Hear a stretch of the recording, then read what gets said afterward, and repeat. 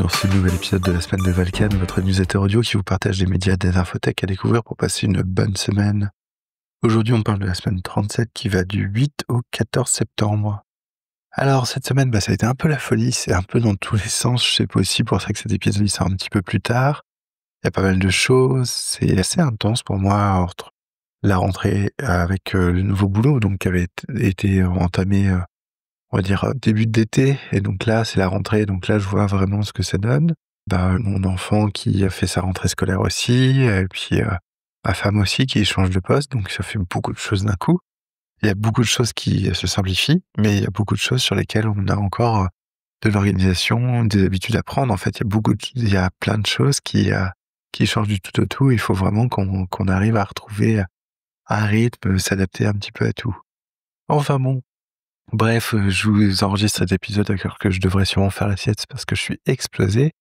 Parce qu'en plus, fin de semaine, j'ai chopé une espèce d'angine, rhume, état grippal des enfers. Donc je carbure au Doliprane à fond. Donc voilà, m'en veuillez pas si à un moment vous ne comprenez pas trop ce que je raconte. Souvenez-vous de cette fameuse pub, avec le Komodo Mitchell, et ça risque de se finir comme ça à un moment ou à un autre. Alors cette semaine, j'ai vu quoi? J'ai vu Wednesday, j'ai continué la saison 2 et franchement c'est assez marrant, c'est sympa. Il y a un petit côté un peu Sabrina, un petit côté un peu Harry Potter. C'est, moins waouh que la première saison, mais ça reste un bon moment en famille, donc j'aime bien. J'ai vu une petite vidéo qui est John a Film Nerd. C'est, une vidéo parodique qui a été faite sur les nouvelles features de l'iPhone et pourquoi enregistrer des souvenirs alors qu'on peut les créer. Vous allez voir, c'est assez drôle. Je vous laisse découvrir ça parce que je vais pas vous déflorer non plus les blagues. J'ai continué et terminé le tome 7 de Dungeon Crawler Carl, The Inevitable Ruin. Et franchement, c'est très cool. Alors le bouquin est beaucoup plus dense que les précédents. C'est aussi beaucoup plus d'intrigues politiques, du truc dans tous les sens. Il y en a vraiment, enfin, il y a plusieurs fils qui sont assez fous à suivre. Il y a des retournements de situation toutes les 50 pages. Enfin bon, c'est assez fou. Et du coup, à la fin, un peu triste parce qu'on sent qu'un des personnages, on le reverra moins souvent ou pas comme avant. Donc c'est un peu de tristesse, mais ça veut dire que c'est bien écrit et que ça marche. Et du coup, j'attends la suite, du Dungeon Crawler Carl. Le tome 8 est annoncé pour le 1er novembre. J'ai hâte de voir ça. J'ai aussi lu un article, enfin plutôt un bug sur Git, sur la compatibilité entre Obsidian Linter et Escalibro, et j'ai enfin compris d'où venait le problème que j'avais avec Escalibro ces derniers temps. En fait, j'ai un plugin sur Obsidian qui s'appelle Linter qui permet d'appliquer en fait des bonnes pratiques, genre si on a un titre de niveau 1, en dessous, il faut qu'on ait un titre de niveau 2 et pas un titre de niveau 3 directement, enfin ce genre de choses. Ça laisse une ligne après une liste d'items, ça saute les lignes, ça prépare le truc. Bref, toutes les bonnes règles, les bonnes pratiques des règles d'écriture sur du Markdown. Sauf que dans Escalibro, ce qui se passe, c'est que par défaut, ils prennent en compte que les entrées Escalibro doivent être de niveau 1 puis de niveau 2, et ce qui n'est pas forcément le cas dans toutes mes notes Escalibro, et donc du coup, Linter change les niveaux de titre, ce qui fait que le plugin Escalibro n'y arrive plus à retrouver les trucs. Donc j'ai trouvé une petite astuce qui permet en fait de dire juste au début du paragraphe Escalibro qu'on ignore en fait la suite en Linter, donc c'est juste mettre Linter ignore entouré d'une série de pourcentages pour le mettre en mode caché dans Obsidian. Mais voilà, je suis content d'avoir découvert ça et d'avoir enfin compris d'où venait le problème. Et j'ai écouté l'épisode Chercheur d'habitude sur choisir le bon outil numérique et le second cerveau, et pour une fois, je suis bah, assez content de cet épisode. C'est rare, franchement, les épisodes de Chercheur d'habitude, je les trouve pas terribles en général, et celui-là, j'ai trouvé mieux.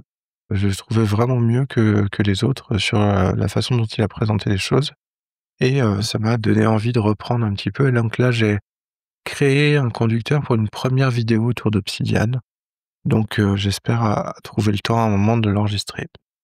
Et j'ai écouté l'épisode de Continue, tu m'intéresses, un podcast de Patrick Beau, donc qui est un youtubeur, qui a fait Étrange Escale, Axolot, etc., qui a fait aussi des livres et des bandes dessinées. Et donc ce hors-série est spécial fin de saison et il détaille un petit peu ce qu'il y a dans les autres épisodes de la saison. Et franchement, je pense que je vais les écouter parce que ça a l'air très bien comme concept de podcast.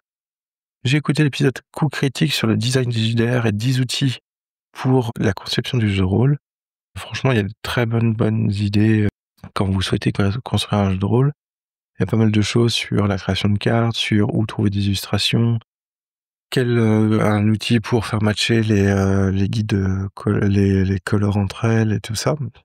Il y a pas mal de choses. Bon, il cite à un moment Obsidian pour la prise de notes, en parlant d'Obsidian comme un outil en ligne. Alors c'est pas un outil en ligne, hein, faut bien le dire. Mais par contre, effectivement, c'est un outil qui peut servir sur le jeu de rôle. C'est d'ailleurs pour ça que le conducteur que j'ai créé là pour Obsidian, c'est orienté là-dessus, c'est-à-dire l'utilisation d'Obsidian pour le jeu de rôle. Donc on passera à travers toutes les fonctionnalités basiques d'Obsidian et on fera une mise en application de toutes ces fonctionnalités autour de la gestion et la préparation de scénarios et de campagnes en jeu de rôle. Parce qu'il faut bien avoir au moins un but, mais ça vous allez voir, c'est dans le conducteur. Et d'ailleurs, c'est répété dans l'épisode du chercheur d'habitude, c'est qu'effectivement, avant de se lancer dans la prise de notes, soyez clair avec le but que vous avez sur ces notes. Sinon, au final, ça sera juste une prise de notes qui va rester à stagner et qui vous servira pas. Et vous allez avoir à un moment 25 000 notes qui seront jamais relues ou rouvertes ou jamais en lien avec d'autres choses et qui vous aideront pas à créer quelque chose. Donc effectivement, un des premières choses à faire quand on cherche le bon logiciel de prise de notes, c'est déjà avoir en tête dans quel but on prend ces notes pour être sûr que les fonctionnalités du logiciel et que ce qu'on a décidé de faire soient alignées. J'ai écouté l'épisode de JDR Academy Dungeon of the Week, le Devolver Intellect. C'est plutôt sympa, j'aime bien la façon dont ils ont un peu transposé en fait le jeu de rôle Monster of the Week un peu dans l'espace et avec des monstres de donjons classiques. J'ai hâte de voir la suite, parce que là, c'était très alien-like, on va dire. Donc voir ce que ça va donner par la suite. Ensuite, je trouve que, alors je sais pas si c'est le montage ou si c'est l'écriture du scénario, mais je trouve ça très écrit. À l'écoute, c'est très agréable du coup. Mais j'ai moins l'impression qu'on tombe sur on va dire les choses improbables que laisse faire l'impro dans les PBTA. J'ai moins l'impression qu'on est sur cette impro des PBTA qui autorise un peu d'excentricité. Sinon, j'ai écouté Jeux de rôle en mode facile, 5 astuces pour monter vos combats, qui sont piqués à Karate Kid.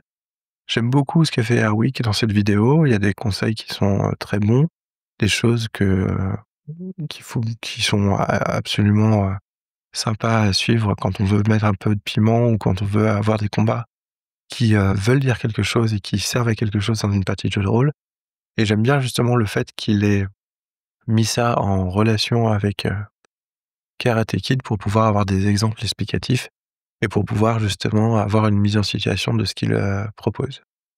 J'ai écouté les épisodes de La Voix de Guillaume, donc c'est toujours sympa. Moi, j'aime toujours autant revoir autant écouter La Voix de Guillaume parce qu'il y a plein de sujets différents, il y a plein de choses qui sont cool. Donc moi, ça me plaît toujours autant. J'ai écouté aussi Mansplaining, un épisode de rediffusion qui s'appelle Comment vos garçons se transforment en normes dès la maternelle. Et franchement, ça m'a beaucoup marqué, ça résonne beaucoup en moi. Il y a beaucoup de choses que je me dis que je pourrais faire mieux. Et donc voilà, je vous invite à l'écouter parce que vous allez voir qu'en fait, il y a effectivement tout un système en fait qui fait que les garçons et les filles sont séparés dès leur plus jeune âge dans ce qu'on leur autorise à faire, ce qu'ils doivent faire, etc. ou comment ils doivent être. J'ai écouté Trench Tech, alors 2 épisodes, Mémoire vive, s'il te plaît, c'est quoi l'IA, que j'ai trouvé très bon, avec plein de questions autour de l'IA, notamment la réflexion qu'en anglais, effectivement, intelligence, c'est en fait les renseignements. Donc à la base, l'artificial intelligence, c'était pas du tout l'intelligence artificielle, on l'a traduit trop vite en français. Et j'ai aussi écouté l'épisode à la tech entre les lignes, l'IA peut-elle vraiment être créative? Donc ça, c'était aussi assez sympa comme épisode, puisqu'on y découvre 3 sortes de créativité et pourquoi certaines strates de créativité sont encore et risquent d'être encore pour longtemps fermées à l'IA. J'avais écouté un autre épisode que je ne retrouve pas, mais qui était un épisode de questions sur la science de est-ce que le bruit blanc peut vraiment aider quelqu'un? Et en gros, c'est oui ou non suivant les personnes, mais moi j'ai quand même, trouvé quelque chose qui, m'aide pas mal à me concentrer du coup en réfléchissant aux questions qu'il y avait de poser dans cet épisode, qui était justement, de me dire: «En fait, quand est-ce que j'ai, des idées? Quand est-ce que j'arrive à faire le point, à vider un peu tout ce que j'ai en tête d'habitude et à réussir à creuser, à construire des idées plus loin?» Généralement, moi, c'est sous la douche. Donc ce qui fait que je me suis trouvé 2 vidéos YouTube, non pas de gens qui prennent leur douche, bande de petits pervers, je vous vois venir.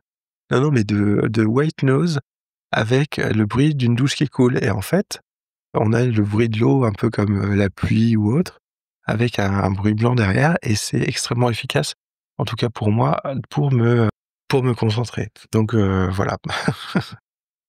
Ça sera tout pour cette semaine. Je vous souhaite une excellente semaine et je vous dis à la semaine prochaine. Allez, salut!